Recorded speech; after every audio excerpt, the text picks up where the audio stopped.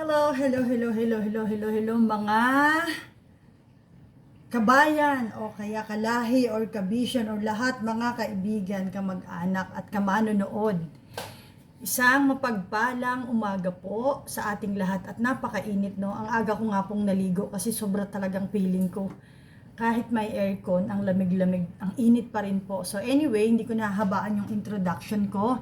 Just a simple way, I was thinking what I'm going to prepare for the next day. So, this is what came in my mind after. Very simple lang po, just for me lang because everyday naman, nasa school po yung anak ko. So far, this is what I'm going to cook.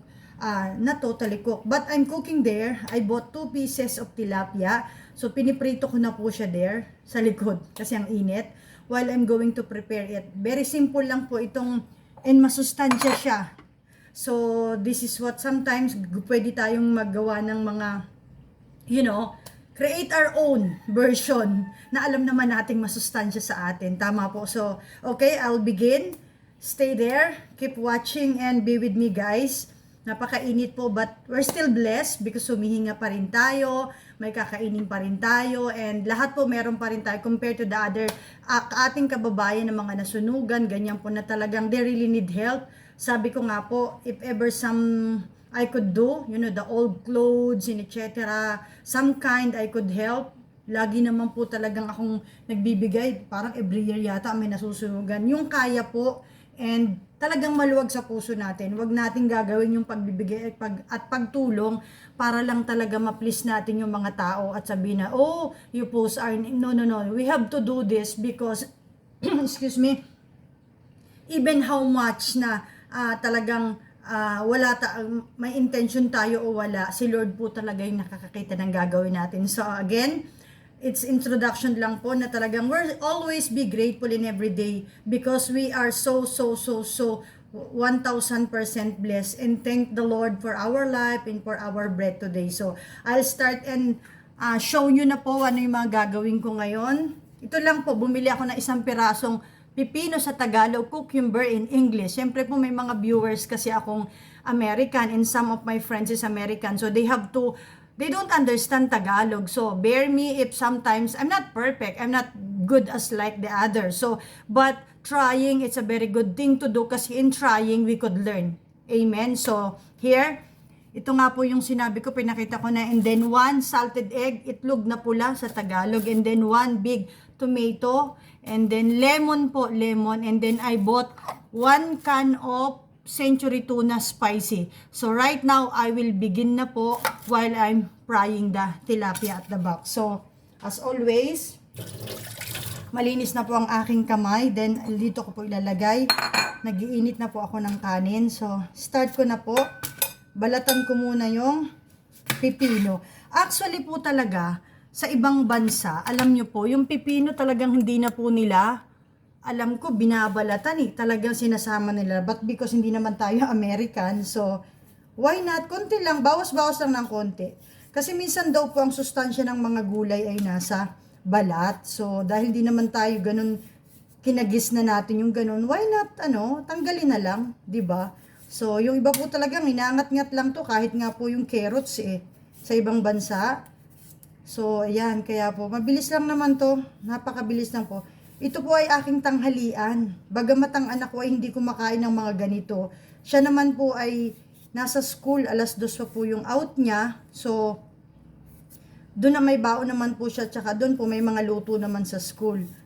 So, ayun po, kaya ito'y nagugutom na po kasi ako. Sa umaga po talaga, hindi ako kumakain ng mga heavy food, coffee, or kung may tinapay po, tinapay lang, and then peanut butter, or that's it. So, kasi wala naman ako masyadong heavy gawa sa umaga. Keep on sweeping around. Kaya, alam nyo po yon. So, here, tapos na po siya. Ini-slice ko na po siya. Yan. Maninipis lang po siya. Sa akin lang naman po to. Good for 1 day ko na to, guys. Tapos, depende po kung gugustuhin nyo samahin nyo ng kanin. Kasi ako, pag ganito po, mabigat na sa tiyan yung pipino or cucumber po, gawin na lang natin walang kanin, tilapia na lang po tsaka to. Mabigat na po to sa tiyan So, ayun. Kaya,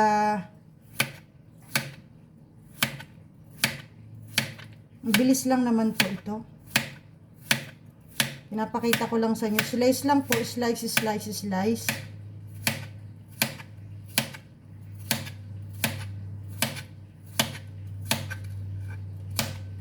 Yan.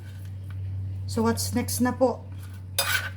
But for the meantime, I'll go check first the tilapia, which is I'm frying outside.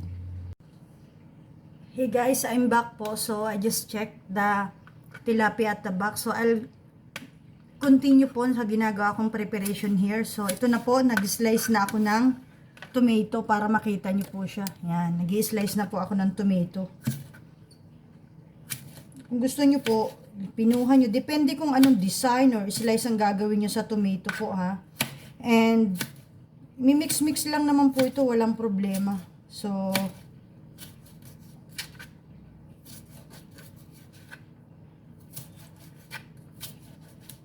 ganyan lang po siya. So, put it here. Madali lang po siya. Tinanggalan ko na po ng buto yung kamatis. Dinadalian ko po siya para hindi masyadong, alam mo yun, tumagal yung pagbibideo ko. Minsan mahaba lang sa ano. But, mas maganda po talaga as you could see the process. Tama po. So, isang kamatis lang po siya. Slice. Okay na po yun. Then, the onion. Before ko naman po siya lahat gayatin, tapos na po siyang hugasan. At saka, wag po kayo mag-aalala pagdating sa cleanliness, as always mention. Ito po ay priority ko, ang kalinisan ng aming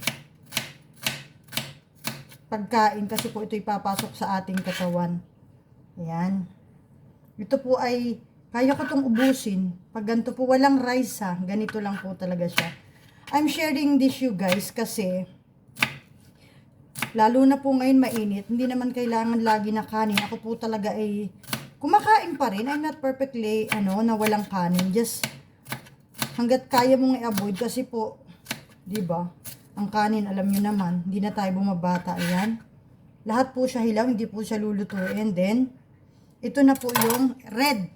Pag po bibili kayo ng salted egg, itlog na pula, check po, minsan bugok. So, ganituhin lang po natin.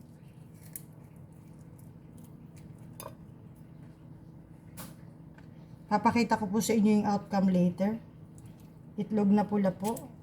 O salted egg, pampasarap. Saan ko to nakita? Nangangatha lang po ako. Pero may resulta, ha? So, ito na po, oh. Diba? May resulta siya kahit nangangatha-ngatha ka lang.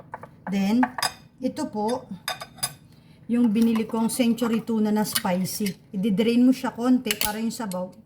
Sa inyo po kung gusto nyong isama yung sabaw o hindi kasi may masustansya rin yon. So, ito na po, i-drain ko ng konti.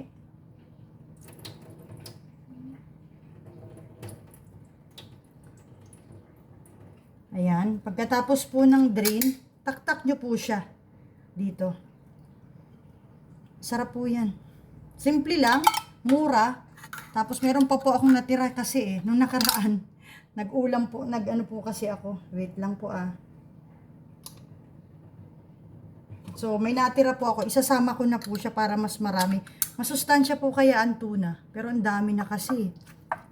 Okay na po siguro. Hindi ko na ilalagay ito. Ang dami na po eh. Then, after that, nilagay ko na po siya lahat. Then, pipigaan po natin siya ng lemon.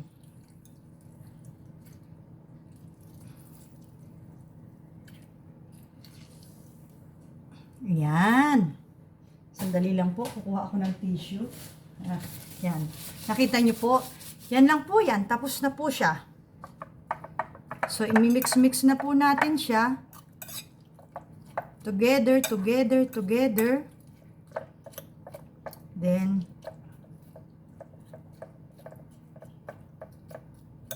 ayan na po. Tcharan! Ito na po yung parang salad. At the same time, later, I will present to you the pritong tilapia. I'll be right back, guys. I'm back, guys. So, ayan, maya-maya po ready na akong kumain. Ako lang naman kasi kakain ako dahil gutom na po ako. Then, this is the final. The final of what I'm ginawa. Kung ano po yung ginawa ko. So, again, yun, ito na po yung simple lang po siya, ang bilis gawin, and very affordable po, and masustansya pa po siya. Kaya wag na wag po tayong manghihinayang. I know magastos talaga. Kahit ako sometimes I do complain, oh my God, kahit gaano ka ganda yung budgeting mo because of the prices, you know, the inflation in our country, lahat tumataas maliban sa pandak. I'm just kidding. So, tataas pa rin po yun, inom lang sila ng cherry pearl. Anyway, so I love you guys, mahal ko yan, kahit maliit o malaki, lahat tayo ay pantay-pantay sa Lord. So, ito na po siya, yung aking piniritong tilapia, ito na po, 2 pirasong tilapia, ito po walang kanin, hindi ko po kakaninan. Then, ito po healthy na eh, yung ginawa kong parang salad, pipino, cucumber, alam niyo, nabubulol po ako sa English, Tagalogin na lang natin para walang masyadong then, tomato 1 piraso, then isang pirasong sibuyas, then, yung dinrain na na what do you call that? Century tuna spicy. Could be kung ayaw nyo po ng spicy, no problem. But I love spicy food. Alam nyo yan. Then, pigaan nyo po siya ng lemon. Okay na po siya. Huwag nyo nalagyan ng asin kasi yung tuna may lasa na po yun. If you want, you can. But me, it's okay na po siya. Avoid much salty. So, here guys, my lunch. Salamat. I wish nakapag-share po ako sa inyo ng simpleng pagkain at affordable na masustansya and mabubusog ka po talaga. If you want to make, kung sa family nyo po marami kayo, you could make it add a little kasi ako lang naman, I told you my son laging nasa school and hindi po talaga siya kumakain ng ganito. I'm praying talaga matuto siyang kumain ng gulay. But ayun, thank you so much. Salamat po sa pag-appreciate ng aking mga video. Sana po comment if you could watch this, whatever na request nyo po and I could cook. I can cook as much as I have knowledge about that menu. So, every comment or every suggestion po I welcome. Just put a comment on. Thank you so much guys. Salamat po sa pag-support. Keep subscribing po sa YouTube ko. Although my videos is not yet perfect as like with the other videos that you could see at the other YouTube channel. But you know what guys, I want is the naturality, the originality of what I'm making. So, appreciate it the way as much as you can. Salamat po. Thank you so much.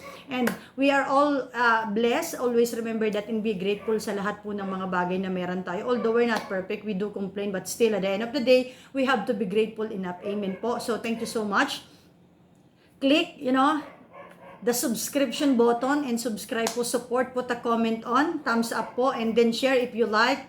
And then, of course, the notification, but all the kinds of video that I could post, you will be notified. Thank you so much. I love you guys. This is me, Ate Malu, Mami Malu, Sister Malu, whatever you wanna call me, guys. I'm open and up. Just be, polite in every one of us. Yun po yung kailangan. And live life to the fullest with a good purpose in our life. Love you guys. Thank you so much. Happy lunchtime and God bless us all.